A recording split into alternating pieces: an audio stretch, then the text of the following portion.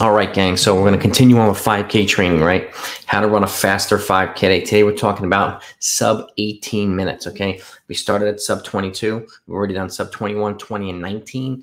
Then we're going to go from sub 17 all the way down to sub 14. So 6 key workouts to help you accomplish some of these goals. So, and if you're a coach or an athlete, you do not want to miss this stuff, okay? Make sure you subscribe to the channel. Okay, make sure you do that. And please hit the thumbs up if you enjoy the content and let me know if you subscribe. Okay, so I could personally thank you. But I just don't want you missing this stuff. And I've got almost 400 videos of coaching, workout videos and training and everything else that you can imagine, from half mile up to the marathon on this channel already. So go take a look. Let me know what you think. I'm going to keep putting them out. I'm going to transition to 10K next. I'm going to go from sub 60 down to sub 30.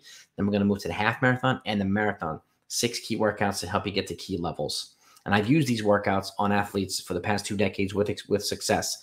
So you do what you feel is most appropriate, but you might find some stuff here that's valuable. So with that, let's get to the workouts themselves. Let's talk about some early season rhythm work here, which is 500-meter efforts. Building towards 11 to 12 times 500 with a 200-meter jog. The goal pace is 147 to 148 per rep, which is goal 5K pace. So you'll see some workouts where a little bit longer 5K pace, but you may have some athletes who can't handle the longer stuff, who might need shorter stuff. They might respond better to this. That's why I'm going to give you both on a lot of my videos. So 500-meter efforts is a good early season rhythm running workout. And obviously, we're going to be building towards a long run every 7 to 14 days. Now we're going to add strides to it on the back end to simulate turning over when they're already fatigued, your legs. So, and keep in mind too, let's say you race every 4 weeks or so. What I generally like to do is do long runs every 7 days. And then the weekend prior to your race, I cut the long run back to give the legs a little bit of a break. And then the day after the race, I put the long run back to where it was and continue on with a similar cycle. It really depends on how you race and when you race, but you do what you feel is most appropriate. But that's kind of what I like to do. I like to give the long run a little bit of a cutback the weekend before a race. So moving on to the next workout. This is a pace change workout. So it's 4 miles worth of volume over distance, but you may have some folks that can't do 4 times a mile at 5K pace. It's not an easy workout. You may have some folks who could do, 8 times an 800 or 5 times 1200, but not 4 times a mile. So this is a great way of doing it too. You do a mile with a 4-minute recovery at goal 5K pace, 545 to 546. Then you break it up 4 times a 400 at 3K pace. In this case, it's 82 to 83 with a minute recovery after each rep. But after the 4th rep, you take a 4-minute recovery. Then you go back to that mile again. You do the mile of 545 to 546 one more time, take a 4-minute recovery, and then another set of 4 times 400 with a minute recovery at 82 to 83. This not only gives you the same volume, this is a good mid-season workout, okay, but it also gives you stuff at 3K pace and 5K pace. And the more you do stuff at a multi-pace training kind of system, the better off you're going to be, whether it's stuff at 10K pace or half marathon pace, which are tempo runs, and on the other flip side, doing stuff at 3K pace and mile pace. So the more versatile, the more well-rounded you are or your athletes are, the more dangerous you're all going to be. So it's just something to keep in mind.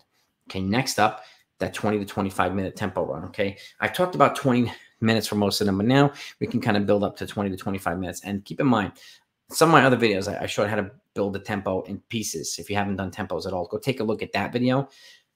This is where you can combine the time and the distance. So 6:15 per mile times 4 miles is exactly 25 minutes. This is where the cutoff at the same pace gets to the 4-mile mark. So you can max out at 4 miles at 6:15 pace if you can get there, or if your athletes can get there, no more than that.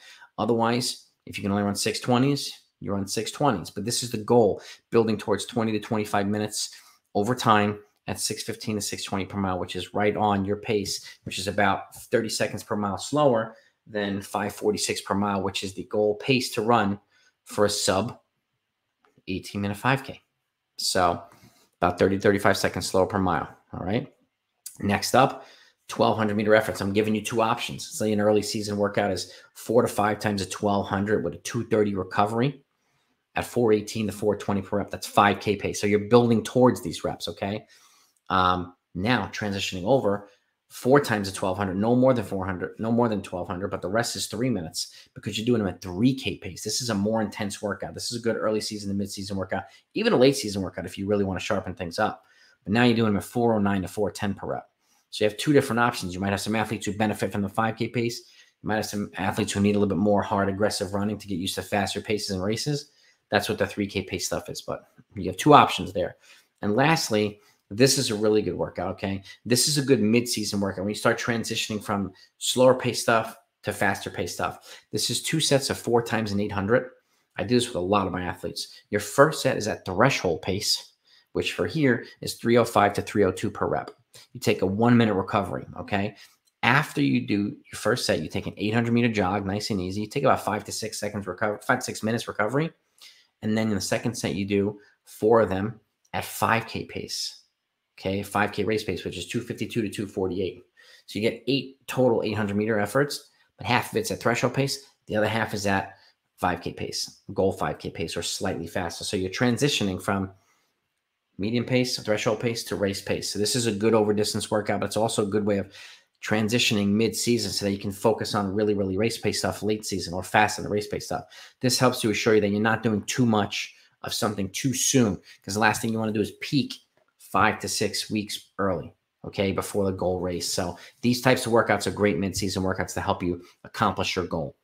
Again, let me know what you think. Please hit the thumbs up if you haven't yet. Please subscribe to the channel if you haven't yet. Share this with other runners and coaches that you think might benefit from it. But I'm going to keep this coming, gang. So hope you enjoyed it. Have a great week. Talk to you next time.